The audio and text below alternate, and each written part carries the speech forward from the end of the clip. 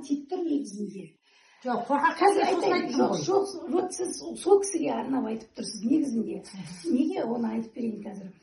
Ол кісі қорқақ қой.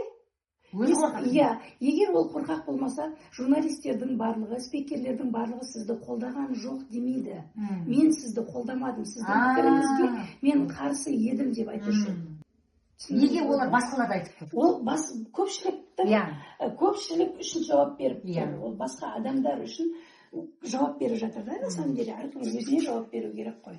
Ол негізі өзінің ойы ғой. Ол өзі қолдаған жоқ. Ол өзі қолдаған жоқ. Ал ол мен сізді қолдамадым, сіздің сол айтқан пікіріңізбен мен келіспеймін деп ашық айта алмай тұр да. И өзіне көпшілікті защита қылып алды. Түсіндіңіз ба? Сондықтан да бұл бейшара қорқақ еркекке спикер болмақ түгіл басқа болса да, оған енелгенді құртып, оны адам деп оны айтып, ненің азабы? Адамдардың көбінің қателігі осы жерде да, мысалға. Біз жаңағыдай, мен жаңа есуас деген сөзді босқа айтқан жоқпын. Егер мен сол есуас деген сөзге, оның деңгейіне түсіп, мен ашуланатын, ренжитін, уайымдайтын болсам, ойбай, мені неге есуас деді, ішімнен мен есуас сияқты көрініп тұрмын ба деп, мен энергиям сол адамның полесіне кетіп жатыр да. Ол күшейеді, сен әлсірейсің. Сіздің ашуланғаныңыз, например, сіздің шынайы эмоцияңыз, ашуыңызды шығардыңыз, бірақ бірталай уақыт сол ашуыңызды жасыру үшін, психологияда бар ғой, рэкет эмоция деген. Вот сіздің ренішіңіз, өкпеңіз, соны бетіп шамалы ұстап, энергияңызды жіберіп бардыңыз да, и потом сізде энергия, космоэнергетиканың сеансымен энергияңыз балансқа түсті ғой. Вот сол кезде басылып қалдыңыз. Болды? Дұрыс айтасыз. Сондықтан да космоэнергетиканың да акциясының да пайдасын білу керек адамдар. Кез келген мынау рухани емшілік деп айтамыз ғой, жалпы мына психологияның өзі рухани емшілік қой негізінде.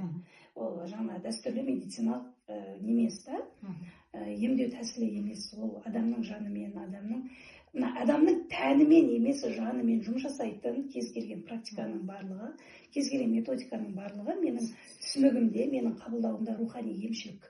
Бұлардың барлығы инструменты исцеления деп атады ғой. Оны анау жақсы, мынау жаман, ананікі дұрыс, мынанікі бұрыс деп айтуға мүлдем болмайды да, негізі. Әркімнің өзінің жолы, өзінің таңдауы, өзінің қабылдауы бар. Акциясыңызда, космоэнергетикаңызда, даже құранмен дем салу, оның барлығы әдістер ғой. Это барлығы инструменты исцеления. Адамдардың жанын емдейтін құралдар жаратушының бергені.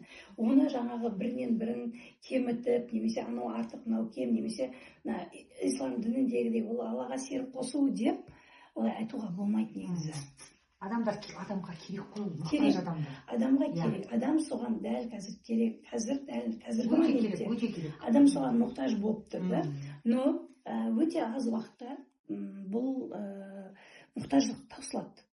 Тоқтайды. Өйткені адамдар ешкімнің терапиясына, ешкімнің қандай да бір методикасына тәуелді болмайды да.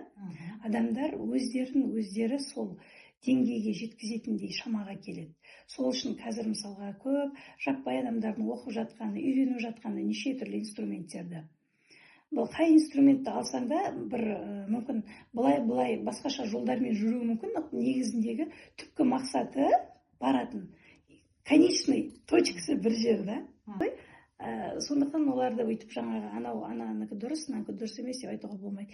И мына терапияға байланысты бір нәрсе айтқым келеді. Терапиялар, сеанстар, сессиялар, проработка, мысалы, психологтың сессиясы, олардың барлығы шынымен де біз адамдар тәуелді қылады да. Бізге қазір сол тәуелділіктен арылу керек.